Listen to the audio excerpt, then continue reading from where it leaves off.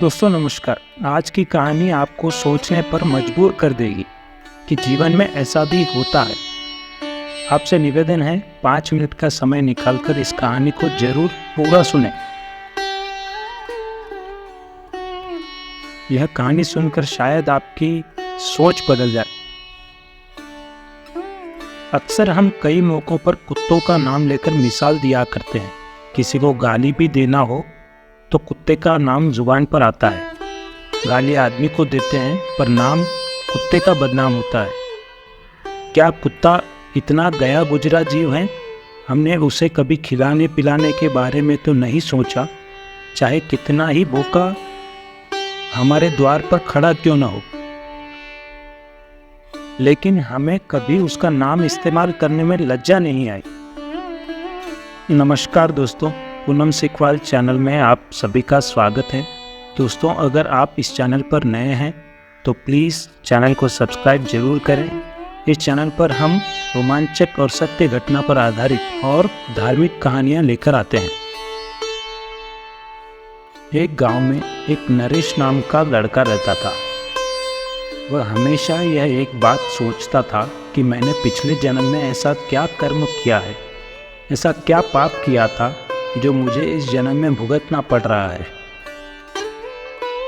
तो एक दिन गांव में नरेश के किसी पड़ोसी ने कहा कि नरेश, गांव के बाहर एक संत आए हैं, तेरे इस परेशानी का जवाब वहां जाने से मिल जाएगा। वह संत बहुत लोगों की परेशानियां दूर कर रहे हैं। तो फिर क्या था, अगले ही दिन नरेश उस महात्मा से मिलने के लिए निकल गया। वहां पहुंचकर नरेश ने देखा कि महात्मा अपने आश्रम में कुछ लोगों को उपदेश दे रहे थे। तभी नरेश ने महात्मा जी को प्रणाम किया और कहा, गुरुदेव, मेरे मन में भी एक प्रश्न उठ रहा है। महात्मा ने कहा, बेटा, निसंकोच होकर पूछो, आपके मन में वह कौन सा प्रश्न उठ रहा है। तब नरेश ने कहा, गुरुदेव, मैं यह जानना चाहता हूँ कि कुत्ते को एक रोटी टुकड़ा डालने से मनुष्य को कौन से फल मिलते हैं। तभी महात्मा ने बताया, अगर मनुष्य कुत्ते को रोटी खिलाने के 8 फायदे जान लिया तो कभी दुखी नहीं होगा।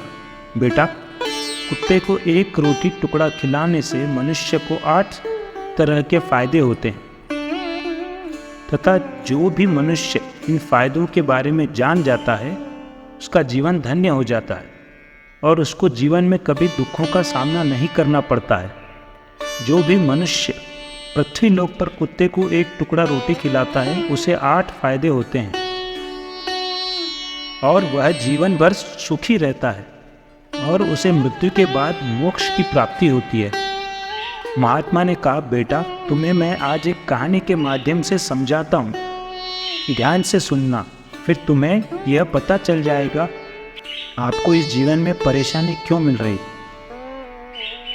एक समय की बात है, एक काले रंग का कुत्ता था। वह बहुत ही लाचार था और भूखा प्यासा था। वह गांव में सभी के घर घर जाता, परंतु उसे कोई भी व्यक्ति रोटी का एक टुकड़ा भी नहीं देता था। वह भूख के मारे इधर उधर घूमता रहता था। एक दिन वह गांव के बाहर नदी के किनारे एक ऋषि के आश्रम पर पहुंच गया और ऋषि से पूछने लगा, हे मुनिवर, मुझे लगता है आप बहुत ही विद्वान तथा ज्ञानी हो, इसलिए मैं भूखा प्यासा आपके पास आया हूँ।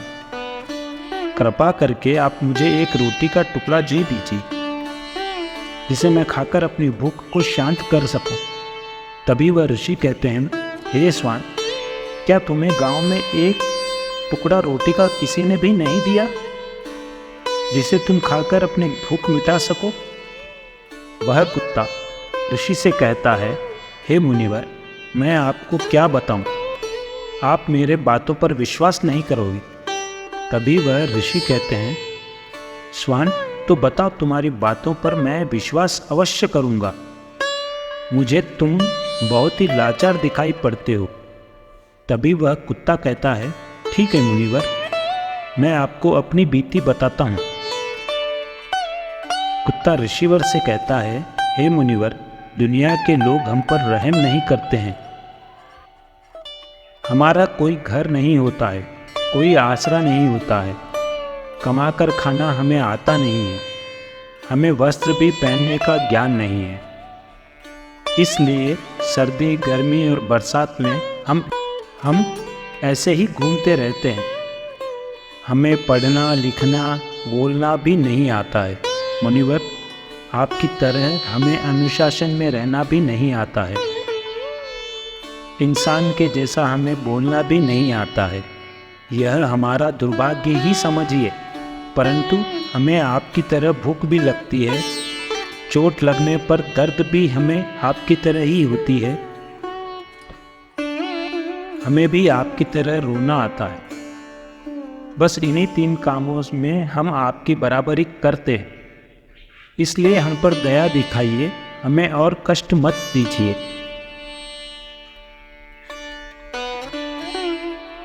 ईश्वर ने तो वैसे भी कष्ट देकर ही भेजा है, ऊपर से आप लोग हमें परेशान करते हैं। हम आपकी तरह मनुष्य नहीं हैं, हम पराधीन जीव हैं। जब हमारा जन्म हुआ उस समय हमारे आँख कान बंद थे। जिस समय मनुष्य का जन्म होता है उस समय आपके जन्म पर जैसा नाच गाना होता है, बाजे बजते हैं, खुशी मनाई जाती है, हमारे जन्म पर भी यह सब हुआ होगा। हमारे जन्म पर किसने खुशी मनाई होगी? हम जिस बिछौने पर थे वह रुई का नरम तो था, सर्दी बिल्कुल नहीं लगती थी। मैं मन में सोच रहा था, किसी बड़े घर में पैदा हुआ हूँ, लेकिन जब हमारी आँख खुली तो मैंने देखा कि हमारी माँ, जिसे आप लोग कुतिया बोलते हैं, वह अपने 5 बच्चों को छाती से चिपकाकर एक राख के ढेर पर पड़ी थी। हम 5 भाई थे, बाकी 4 भाई तो लाल और भूरे रंग के थे। मैं अकेला ही काले रंग का था। सब में छोटा मैं ही था, इसलिए कमज़ोर था। मेरी माँ हम लोगों के पास कम ही आती थी, क्योंकि उसे भी अपना भोजन की व्यवस्था करनी पड़ती थी। यदि वह खाना नहीं खाती तो हमें दूध कहाँ से पिलाती? उस एक माँ पर हम 5 भाई निर्भर थे। वह बेचारी अपने भोजन के लिए इधर उधर दौड़ती रहती थी। कभी भोजन मिल भी जाता था, कभी नहीं भी मिलता था, लेकिन वह हमेशा हम 5 का बड़ा ख्याल रखती थी। आखिर वह हमारी माँ थी। वह रात भर जाग कर गांव की रखवाली करती थी। किसी की मजाल नहीं थी कि कोई अनजान आदमी बुरी नीयत से गांव की तरफ झांक भी सके। दूसरे गांव के कुत्ते भी हमारी माँ के डर से गांव में नहीं आते थे। गांव के किसी किसान के खेत में कोई जानवर खड़ी फसल खाने नहीं आ सकते थे। अगर कोई आता भी था तो उसे मेरी माँ दौड़ा कर भगा देती थी। गांव वालों के लिए इतना सब करने के बाद भी कोई मनुष्य तो हमारी माँ को भोजन दिया करता था, बाकी तो कोई भोजन तक नहीं देते थे। भोजन के लिए हमारी माँ को मजबूर होकर छीना झपटी करनी पड़ती थी। कई बार तो लोग उसे लाठी डंडों से पीट पीट कर भगा देते थे। बेचारी कई बार दिन भर भूखी प्यासी रहकर पेट की आग से जलते रहती थी। वह कुत्ता कहता है, मुनिवर, आखिर भूख तो हमें भी आपकी तरह ही लगती है। ऊपर से उसे अपने 5 बच्चों की चिंता भी लगी रहती थी। आखिर माँ तो माँ होती है, चाहे मनुष्य की माँ हो या हम जैसे बेजुबान जानवरों की माँ हो। माँ जो थी भूख उसे चैन से बैठने नहीं देती थी, और गांव वालों का भी उसे देखकर दिल नहीं पसीजता था। घूम घूम कर कहीं खाने की कोई चीज़ मिल जाती या कहीं नहीं भी मिलती, रोटी कोई डाल देता तो उसे खाकर अपने पेट की आग बुझा लेती थी। कई बार तो लोग उसे खाने की वस्तु ले जाते हुए देखते तो लाठी डंडे लेकर उसके पीछे पड़ जाते थे। कुछ निर्दयी लोग तो कई बार उसे घर के अंदर बंद करके पीटते थे, हमारी माँ का बुरा हाल कर देते थे। फिर वह कुत्ता ऋषि से कहता है, हे मुनिवर, हमारी माँ ने क्या बिगाड़ा था? उसने सिर्फ अपने पेट के लिए भोजन ही तो मांगा था, पर पापी पेट हमें यह सब करने के लिए मजबूर कर देता है। एक दिन की बात है, बड़ी जोरदार बरसात हो रही थी, ओले पड़ रहे थे, ठंडी हवा चल रही थी। उस ठंड में ठिठुर ठिठुर कर हमारे 3 भाई मर गए। उस दिन हमारी माँ बहुत रोई थी, लेकिन मनुष्य हमारी पीड़ा को नहीं समझा, क्योंकि उसके बच्चे थोड़े ही मरे थे। फिर वह कुत्ता कहता है, हे मुनिवर, अब हम सिर्फ 2 भाई रह गए। हमारी माँ हम दोनों को अच्छे से देखभाल करती है।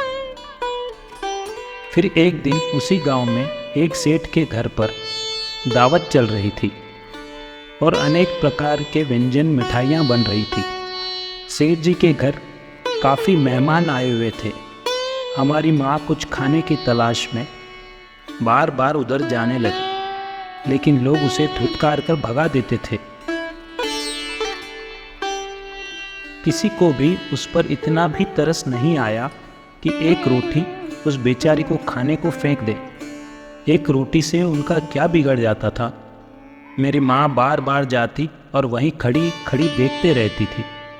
सेठ जी के आंगन में दावत खाने का सिलसिला चालू हुआ। भोजन परोसा जाने लगा। मेरी माँ भी वहीं जाकर पूँछ हिलाने लगी। खाना परोसने वाला आदमी जब किसी काम से बाहर गया तो मेरी माँ दबे पांव रोटी लेने को चल पड़ी। फिर दूसरे आदमी ने मेरी माँ को जाते हुए देख लिया तो चारों ओर से लोग चिल्ला चिल्ला कर उसकी तरफ भागे। मेरी माँ उनकी चीख सुनकर घबरा गई। 2-3 आदमी लाठी लेकर उसके पीछे दौड़े। मेरी माँ वहाँ से घबरा कर भागने लगी, परंतु उसे वहाँ से निकलने का कोई रास्ता नहीं मिला, क्योंकि सामने से लोग लाठी डंडे लेकर आ रहे थे। तभी मेरी माँ वहाँ पर जो लोग भोजन कर रहे थे उनको लांघ कर निकल गई। आगे वह कुत्ता कहता है, हे मुनिवर, मेरी माँ अपने निकलने पर इतना हैरान नहीं थी जितनी कि उन लोगों को देखकर हुई थी। जो वहाँ पर दावत खा रहे थे वह सब उठकर खड़े हो गए। उन्होंने भोजन करना छोड़ दिया और कहने लगे कि कुतिया के लांघने के कारण भोजन भ्रष्ट हो गया है। सब एक दूसरे से विचार विमर्श कर रहे थे कि अब क्या किया जाए, खाना तो सब खराब हो गया है।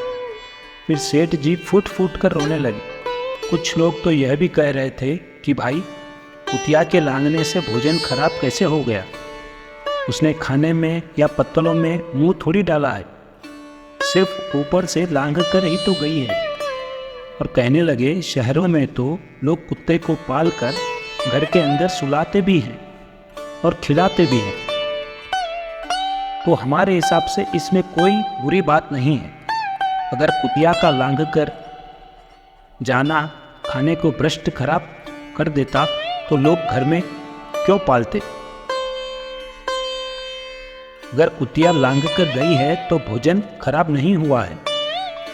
लेकिन उनमें से कुछ लोग बड़े घरों से ताल्लुक रखते थे, उन्होंने एक भी नहीं चलने दी। कह रहे थे कि भोजन तो भ्रष्ट हो गया है, यह हमारे खाने के लायक नहीं है। आखिरकार उन्हीं की बात मानी गई। अब तो वह सारा भोजन गरीबों में बांट दिया गया। उस दिन तो मेरी माँ को खूब पेट भर के खाना मिला। ऐसा सुख उसने अपने जीवन में कभी नहीं पाया था, लेकिन वह सुख उसके लिए बड़ी मुसीबत बन गया। वह भोजन करके वहाँ आराम से लेटी थी, उतने में वह सेठ डंडा लेकर वहाँ आ पहुँचा और उसे बुरी तरह से पीटने लगा। उसे वहाँ से भागने का कोई भी अवसर नहीं मिल पाया। डंडों की चोट से वह बुरी तरह से चिल्लाने लगी। माँ का विलाप सुनकर पत्थर भी पिघल जाता है, पर उस निर्दयी सेठ को उस पर जरा भी रहम नहीं आया। वह सेठ उसे कठोरता पूर्वक पीटता रहा। माँ का वह शोर पूरे गांव में सुनाई दे रहा था। तब कुछ लोग आए और उसे समझाते हुए बोले, सेठ जाने दो, भूख में तो आदमी की भी बुद्धि भ्रष्ट हो जाती है। यह तो एक पशु है, इसे अच्छे बुरे का ज्ञान नहीं होता है। अब इसे मारकर आपको क्या ही मिलेगा? जो होना था सो हो गया। लोगों के समझाने के बाद उसने हमारी माँ को पीटना बंद किया। फिर वह बड़ी मुश्किल हालात में हमारे पास आई। माँ ने आकर सारी कहानी हम दोनों भाइयों को सुनाई। हमने सोचा कि कितना कष्ट भरा है हम कुत्तों का जीवन। आदमी एक रोटी के टुकड़े के बदले एक चोर के जितना पीटता है। बेकार है ऐसे लोग जो हम लोगों की पीड़ा को नहीं समझ पाते। वह कुत्ता कहता है, हे मुनिवर, एक दिन की बात है। उसी गांव के बाहर एक ब्राह्मण आकर ठहरा हुआ था। उसने अपने भोजन के लिए एक जगह चूल्हा बनाया और उस पर दाल बनाने के लिए रख दी। उसके बाद वह ब्राह्मण आटा गूंथ कर रख दिया। वह वहीं पास में कुएं पर पानी लेने गया। इधर कहीं से मेरी माँ भी घूमती हुई वहीं पहुंच गई। उसने आटे को देखा तो सोचने लगी कि शायद इस आटे का कोई मालिक नहीं है। यही सोचकर वह उस आटे को खाने लगी। उधर उस ब्राह्मण ने कुएं के पास से देखा कि उसका आटा एक कुतिया खा रही है, तो वह बड़ा दुखी हुआ। वह बेचारा रोने लगा, क्योंकि वह भी 2 दिनों का भूखा था और थका हुआ भी था। कुछ लोगों ने उसे कहा, अरे ब्राह्मण देवता, इस कुतिया ने तुम्हारे भी आटे में मुंह डाल दिया, तुम्हारा भी आटा बिगाड़ दिया। कल तो इसने सेठ जी की पूरी रसोई बिगाड़ दी। ब्राह्मण दुखी होता हुआ बोला, भाई मुझे क्या मालूम था, यह दुष्ट कुतिया मेरे आटे को खाने के लिए घात लगाए बैठी है। ब्राह्मण ने न आव देखा न ताव, लाठी लेकर उस कुतिया के ऊपर टूट पड़ा। माँ उस आटे को ठीक से खा भी नहीं पाई, पर उससे ज्यादा कि उस पर लाठी बरस गया। महीनों तक मेरी माँ लड़खड़ाते हुए घूमती रही। तब उस दिन समझ में आया कि आदमी कितना खुदगर्ज है। हम उसका कोई भी कार्य करते हैं तो भी वह हमें नहीं समझ पाता। आगे वह कुत्ता ऋषि से कहता है, हे मुनिवर, हमारी कमी यही है कि हमको उन्हीं मतलबी इंसानों के अधीन रहना पड़ता है, जो हमें कष्ट देता है। जो हमें प्यार से खिलाता है, हम उसके कितने काम आते हैं यह नहीं पता। उनके घर की रखवाली तो करते ही हैं, साथ ही साथ और भी बहुत सारे लाभ हैं जिन्हें मनुष्य नहीं जानता। महात्मा ने कहा, यदि मनुष्य कुत्ते को रोटी खिलाने के फायदे जान जाए तो अपने जीवन में होने वाले नुकसान से बच सकता है। आज मैं आपको बताऊंगा कुत्ते को रोटी खिलाने के 8 फायदे।